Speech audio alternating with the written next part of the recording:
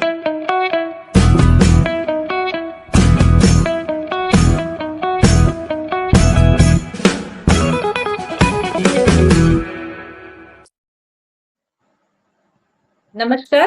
एकेएन TV के सभी दर्शकों का स्वागत है। अब चलते हैं सारी जो न्यूज़ है पूरी इंडिया का। तो पहले चलते हैं दिल्ली। दिल्ली का जो लेटेस्ट खबरें हैं वो सुनते हैं। मैं हूँ सीमा मणिवाल। आम आदमी पार्टी विधायक ने लगाया 90 करोड़ के साइकिल घोटाले का आरोप, एसीबी में शिकायत दर्ज। आम आदमी पार्टी के विधायक संजीव झा जी ने भाजपा सरकार पर 90 करोड़ रुपए के कथित साइकिल घोटाले का आरोप लगाते हुए भ्रष्टाचार निरोधक शाखा एसीबी में औपचारिक शिकायत दर्ज कराई है। आम आदमी पार्टी का दावा है कि उन्होंने इस गड़बड़ी से जुड़े सभी सबूत अधिकारियों को सौंप दिए हैं। पार्टी ने कहा कि जहां उनके नेताओं पर झूठे केस दर्ज किए जाते हैं, वही इतने बड़े मामले पर कोई कार्रवाई नहीं हो रही। आम आदमी पार्टी ने जनता के पैसे का हिसाब मांगने और दोषियों को सजा दिलाने के लिए निष्पक्ष जांच की मांग की है। दिल्ली के करोल बाग में 2 करोड़ की ज्वेलरी की बड़ी लूट, कानून व्यवस्था पर उठे सवाल।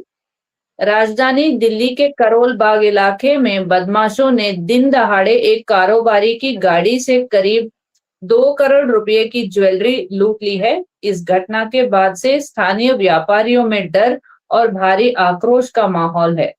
आम आदमी पार्टी ने इस घटना का मुद्दा उठाते हुए कहा कि दिल्ली में बढ़ते अपराध के कारण अब व्यापार करना बेहद खतरनाक हो चुका है। पार्टी ने आरोप लगाया कि शहर में रोजाना लूट और हत्या जैसी वारदातें आम होती जा रही हैं और कानून व्यवस्था पूरी तरह से चरमरा गई है। दिल्ली में तेजी से फैल रहा है फ्लू। सौरभ भारद्वाज ने सरकार पर साधा निशाना। दिल्ली में इन दिनों तेज बुखार, खांसी और फ्लू के मामलों में भारी बढ़ोतरी देखी जा रही है। सौरभ भारद्वाज के अनुसार स्कूली बच्चे इस बीमारी की चपेट में सबसे ज्यादा आ रहे हैं और कुछ लोग इसे H1N1 यानी कि स्वाइन फ्लू बता रहे हैं। यह बीमारी कोरोना की तरह तेजी से संक्रामक है, जिससे परिवार का एक सदस्य बीमार होने पर पूरा घर इसकी चपेट में आ रहा है। सौरभ भारद्वाज ने आरोप लगाया कि सरकार इस गंभीर स्थिति से निपटने के लिए ठोस कदम नहीं उठा रही है। उन्होंने मांग की है कि सरकार जल्द से जल्द जागरूकता अभियान चलाए और सभी अस्पतालों व डिस्पेंसरी में जरूरी दवाइयों की उपलब्धता सुनिश्चित करे। तो ये थी दिल्ली के समाचार। अब चलते हैं कर्नाटका की तरफ।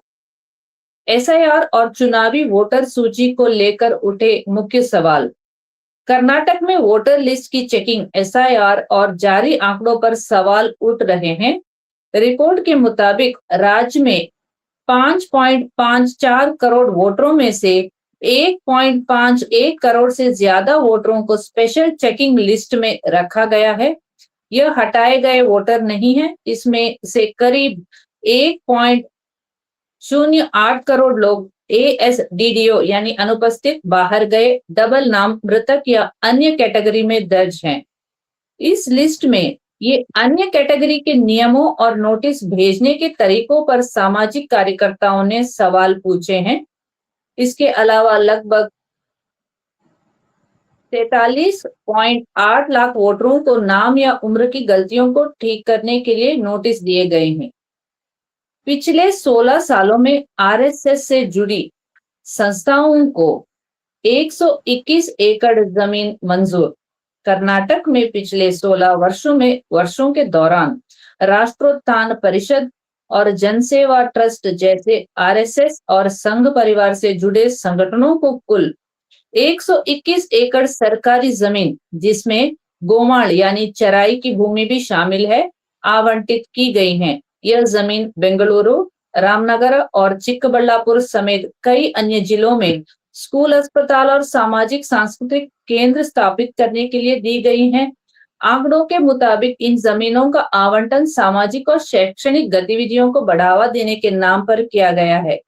हालांकि इस प्रक्रिया पर अब राजनीतिक बहस छिड़ गई है, जहां विपक्षी दल पिछले वर्षों में हुई इस आवंटन प्रक्रिया में नियमों की समीक्षा की मांग कर रही है।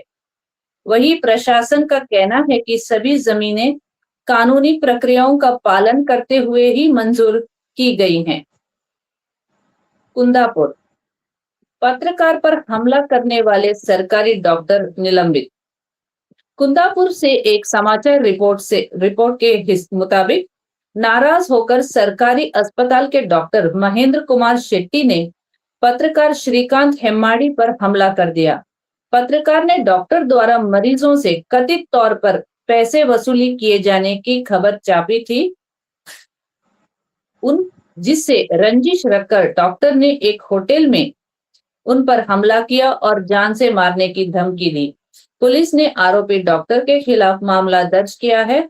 इस घटना का वीडियो सोशल मीडिया पर वायरल होने के बाद स्वास्थ्य विभाग ने सख्त कदम उठाते हुए डॉक्टर को तुरंत निलंबित कर दिया है।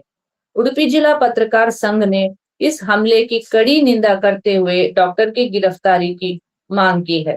धन्यवाद। अब चलते हैं बिहार की तरफ, जहां से हमें लेटेस्ट खबर सुनाएंगे मनीष झा जी। जी मनीष जी।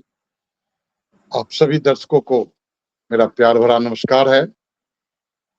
बिहार से मैं मनीष झा। आइए बिहार की कुछ चुनिंदा खबरों पर एक नजर डालते हैं। बिहार के विकास मुद्दे पर मुख्य दिल्ली में केंद्रीय वित्त मंत्री से मुलाकात की। कोसी पर उच्च स्तरीय डैम की डीपीआर जल्द ही होने वाली। कोसी नदी पर उच्च स्तरीय डैम की डीपीआर अतिशीघ्र तैयार कर परियोजना के काम को आगे बढ़ाया जाए। मुख्यमंत्री सम्राट चौधरी के आग्रह पर केंद्रीय वित्त मंत्री निर्मला सीतारमन ने यह निर्देश पदाधिकारियों को दिया है।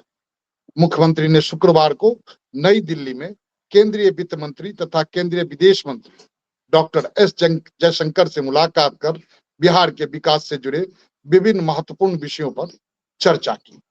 बैठक के दौरान मुख्यमंत्री ने कोसी मेची अंतर्राज्यीय नदी जोड़ परियोजना के संबंध में प्रथम चरण के लिए आवश्यक राशि देने का अनुरोध किया। वहीं इस परियोजना के दूसरे चरण के तकनीकी अनुमोदन भी जल्द देने पर वार्ता हुई।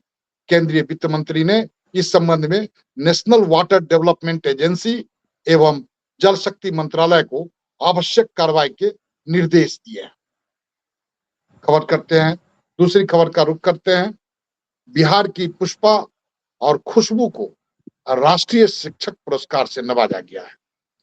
राष्ट्रीय शिक्षक पुरस्कार बिहार की बेटियों ने अपनी प्रतिभा का परचम लहराया है। राष्ट्रीय शिक्षक पुरस्कार 2026 के लिए बिहार की 2 शिक्षिकाओं का चयन किया गया। चयनित खुशबू कुमारी बांका के विदाय डी स्थित उर्दू प्राथमिक विद्यालय में कार्यरत है। वहीं पुष्पा प्रसाद गोपालगंज के कुचायकट स्थित मध्य विद्यालय में शिक्षिका है। रुख करते हैं अगली खबर का, माफ कीजिएगा। पेपरलेस होने से निबंधन कार्यालयों में जमीन रजिस्ट्री 80% घट गई है। निबंधन कार्यालय में पेपरलेस होने से जमीन रजिस्ट्री 80% घट गई है। इसकी मुख्य वजह राज्य के 12,000 दस्तावेज नवीश की ओर से निबंधन कार्यालय में सहयोग नहीं करना बताया जा रहा है। जब एक भी निबंधन कार्यालय पेपरलेस नहीं हुए थे तब प्रतिदिन औसतन 6,000 रजिस्ट्री होती थी, जो अब घटकर महज 250 रोजाना तक पहुंच गई है। राज्य के सभी 141 निबंधन कार्यालय 4 दिन पहले ही पेपरलेस हो चुके हैं। अगली खबर का रुख करते हैं। बिहार एसटीएफ विशेष कार्यबल ने रुपए लेकर हत्या करने वाले 350 से अधिक सुपारी किलरों की सूची तैयार की है। इस साल जुलाई तक 30 से अधिक सुपारी किलर को गिरफ्तार कर जेल भेजा जा चुका है। अन्य को दबोचने के लिए उनकी गतिविधियों पर भी इकाई की कड़ी नजर है। शुक्रवार को एसटीएफ के डीआईजी संजय कुमार सिंह ने प्रेस वार्ता में इसकी जानकारी दी। साथियों, मैं बार बार खबर देता रहा हूं बिहार के स्वास्थ्य व्यवस्था के फटेहाल होने की।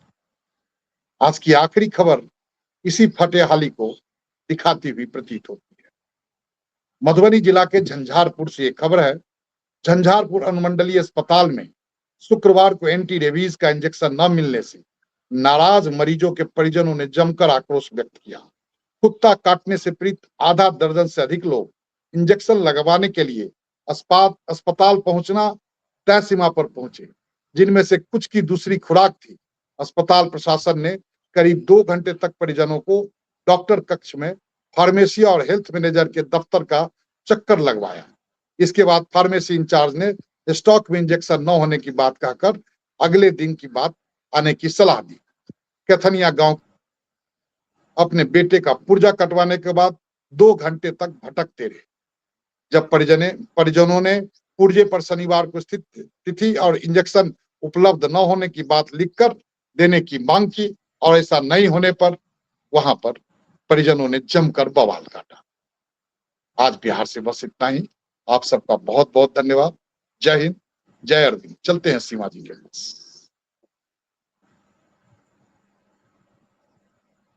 जी धन्यवाद मनीष जी। अब चलते हैं देश के अन्य खबरों की तरफ दर्शन जी के पास। जी दर्शन जी।